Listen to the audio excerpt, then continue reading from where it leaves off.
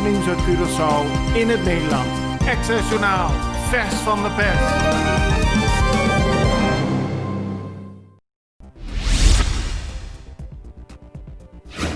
Minister van Justitie Quincy Kirigori wil dit weekend al gebruik maken van de mogelijkheden die de nieuwe noodwet biedt. De noodwet is gisteren aangenomen door het parlement, maar volgens de justitieminister biedt het precies het juiste gereedschap om effectiever te controleren op de naleving van de coronamaatregelen. Daarom wil hij niet langer wachten. Mensen die zich niet houden aan de regels, zoals de avondklok en het verbod op drinken in het openbaar, kunnen direct aangesproken worden en eventueel ook worden beboet. Het Openbaar Ministerie is volgens de minister al bezig met het maken van een zogenaamde boetelijst, waarop staat welke boetes voor welke overtredingen van de coronamaatregelen kunnen worden gegeven. De landsverordening uitzonderingstoestand, beter bekend als de noodwet, is gisteren inderdaad in de Staten aangenomen. Alle 11 leden van de coalitiepartijen stemden voor, in totaal 9 leden van de oppositie stemden tegen. De noodwet geeft de regering wetten en regels om snel te kunnen handelen in geval van oorlog, natuurgeweld, terrorisme, een militaire aanval of een andere ongebruikelijke toestand. Minister-president Ruggenaat stelde dinsdag in het parlement dat de regering de noodwet nodig heeft om de huidige coronacrisis te kunnen beheersen.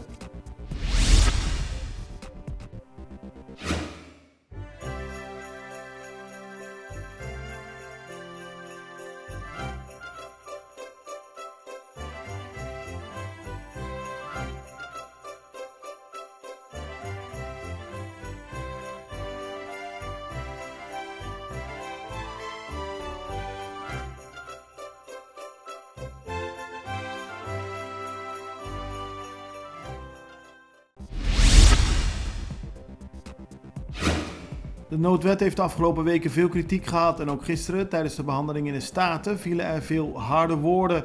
Onder meer werd minister-president Ruggenaat met Adolf Hitler vergeleken.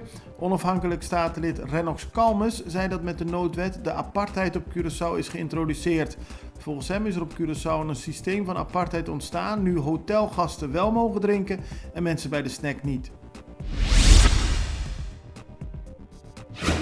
Het gemeenschappelijk hof van justitie heeft gisteren een 40-jarige man uit Curaçao veroordeeld tot een gevangenisstraf van 30 jaar voor een schietpartij op 23 mei 2018 in Suax. Andrew Oceana is veroordeeld voor een dubbele doodslag. Bij die schietpartij in en nabij een kapperszaak vielen 2 dodelijke slachtoffers, een man van 19 en een man van 23. De 26-jarige kapper raakte levensgevaarlijk gewond. De schutter is instructeur van schietwapens en had problemen met de kapper omdat hij niet zou betaald hebben voor de levering van een wapen. How does D-Point work? Charging your car is like charging your phone. At home, just plug the D-Point cable into your car and start charging. At work or at public parking spaces with green areas, plug in the D-Point cable. Swipe your D-Point token, and you're all set and done. For more information, please visit dpoint.net. Charging instructions can be found on every D-Point.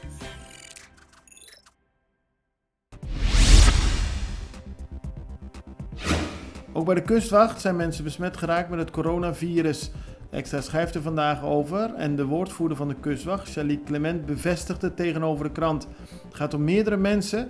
De kustwacht heeft nu een beroep gedaan op de Curaçaose militie om te helpen, zodat het werk van de kustwacht gewoon door kan gaan.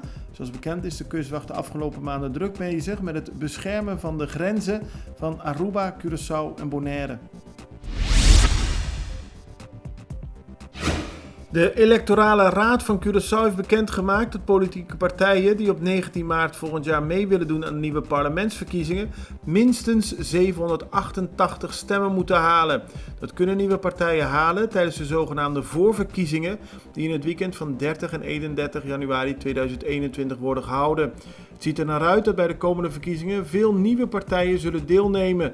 Het gaat dan om partijen die nu niet vertegenwoordigd zijn in het parlement. Om mee te kunnen doen aan de verkiezingen moeten ze in ieder geval 1% halen van het aantal stemmen dat in 2017 is uitgebracht. Het aantal nieuwe coronabesmettingen op Aruba bleef de afgelopen weken erg laag. Gisteren kwamen er echter 21 nieuwe gevallen bij en in totaal zijn er nu 145 mensen op het eiland besmet. Er wordt al gesproken over het herintroduceren van bepaalde maatregelen.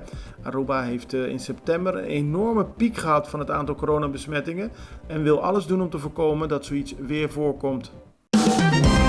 Het belangrijkste nieuws uit Curaçao in het Nederland. Extra Journaal, vers van de pers.